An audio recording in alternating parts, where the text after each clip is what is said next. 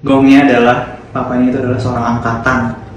Habis itu kita ke IGD segala macam. 30 menit sampai IGD dia muntah darah kan, udah muntah darah segala macam. Akhirnya udah diurus-urus semuanya, akhirnya pindah ke Jakarta. Tapi kita nggak pakai dari rumah sakit karena rumah sakit tuh nggak pernah menyanggupi, karena takut kalau misalnya pasien itu tuh kalau misalnya keluar tanpa izin dari rumah sakit takut kenapa-kenapa gitu. Intinya itu pakai cara keluarga aku sendiri sama keluarganya dia gitu. Oh gitu, jadi maksudnya kesepakatan musyawarah bersama ya. Akhirnya pindah ke rumah sakit di daerah Kemayoran situ. Habis itu udah cek MRI semuanya. Belum deh. Pertama ke Cibubur dulu. Dari yang di Bogor itu. Ke Cibubur dulu untuk MRI. Itu udah rekomendasi dari rumah sakit yang di Bogor.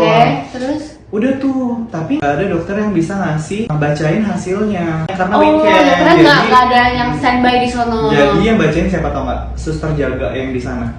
Dan kamu tau nggak apa? Ini kepalanya ada pendarahan, ini dadanya kena luka gitu-gitu. Jadi kayaknya emang harus kalau ruang ICU gini-gini. Jadi kayak udah ngomongin ruang ICU, ngerti nggak? Iya. Panik lagi. Panik keluarga aku, panik lah. Panik banget.